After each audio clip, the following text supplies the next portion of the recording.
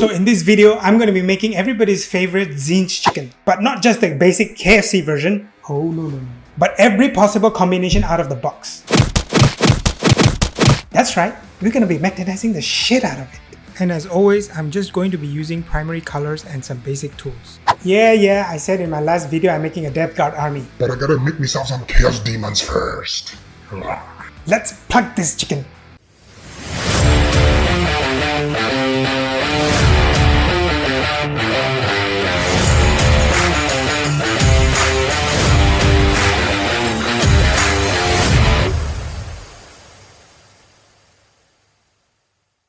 Reference time! Those of you who are new to the channel, I always encourage gathering reference images to help you guide and inspire your color scheme. Here are some reference art for the Tzeentch Demon, and since everybody likes to call him a chicken, I'm going to paint him as one.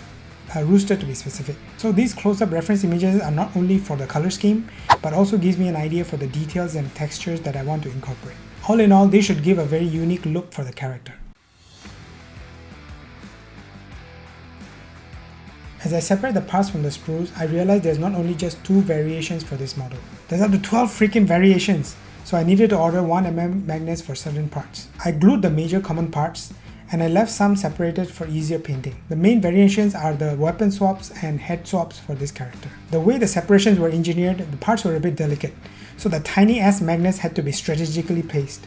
So finally, everything was magnetized and ready to roll. But wait! There's more we have to do. While I did not plan to do many modifications to the character and base, I wanted to do a little something to spice it up. What I did was use a 3D scanning app on my phone to scan in an assembled version of the model. It looks pretty crappy, but it's good enough to bring into a 3D program like ZBrush, where I can sculpt the effects for the staff. I kept the design of the effects in line with the spiraling shapes of the armor. So my intent was not to make it look like realistic flames. I exported the model at the right size into a 3D slicing program called Box. The supports are mostly auto-generated and printed in clear resin. For resin 3D printing, usually it needs to be cured under UV light. That's why it looks all glowy. As always, I mostly work with primary colors to create any color that I want for every project. All using only the tools I've showed you earlier. And of course, without an airbrush.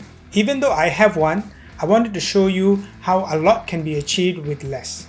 What's more important are the fundamentals of painting, and they will get you much further than any tool or equipment. For the skin colors, I wanted to make it like a naked chicken.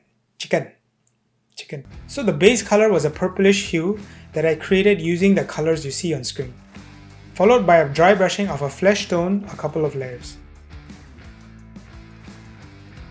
The armor was mostly the same process that I use for most metallic surfaces, starting out with the black base color and then dry brushing a metallic color over it. As you can see, I've created a bit of a bronzish gold look for this. Maybe I should create a video where I use non-metallic paints to create the effect of metal. Would you like to see it? Let me know in the comments. Let's get to painting The trick is to start with the white base color, as it sets the illumination of the light source. The white color is also dry brushed onto surfaces that will receive the light. This will allow us to mark the locations of the highlights where the light will hit. We'll talk about lighting and glow in a bit, but first, I had to add in the base color for the leather areas and some of the details before I actually painted on the light. You will occasionally see me wiping or scratching off paint when I make mistakes. Mistakes? How dare you call yourself a professional? Professionals don't make mistakes. Yes, I'm a failure after all. Anyway, if you're finding this useful, please do consider subscribing for such content. And stay tuned until the end of the video to see the finished model. And there's a very special announcement at the end as well.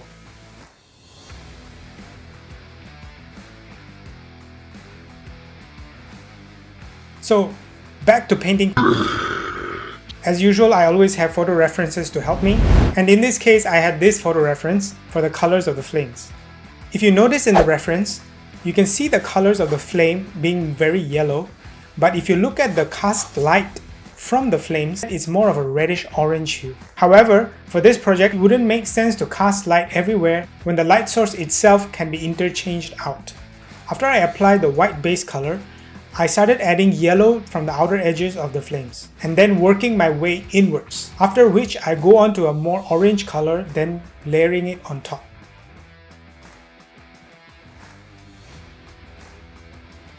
I also use this orange color over the surfaces that are receiving the light.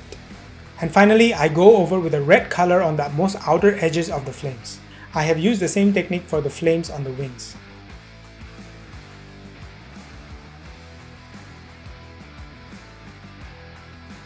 Most of the detailing was basically dry brushing and washes.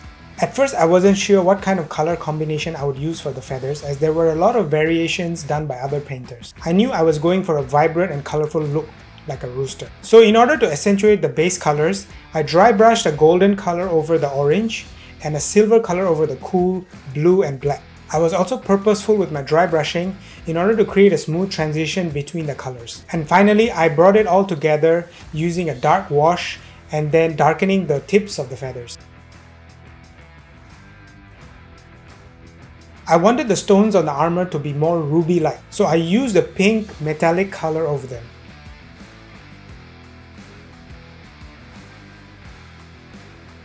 And as you can see, I don't restrict myself to acrylics and oils only. I'm using a pencil color here to detail the veins on the skin. Whatever you can use, you should use. Finally, the oil washes do their job by unifying the colors and creating a sense of depth.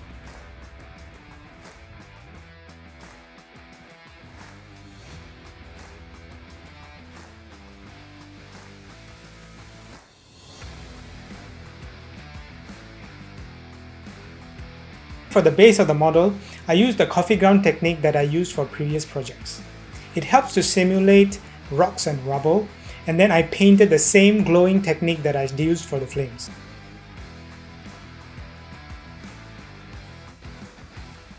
So finally, we're at the end. And after any project that I finish, I feel like I'm the GOAT. GOAT turd to be specific, because I always feel there are things I could have done better. As an artist, I'm always trying to push myself, and I'm hoping I can be more of a perfectionist. Speaking of pushing myself, I'm very excited and anxious to reveal that I'll be participating in the Golden Demon this year in Germany. And of course, I will be bringing you all along from building and painting of this project. So make sure you're subscribed to this channel and my socials to see progress updates. See you later, creature of terra.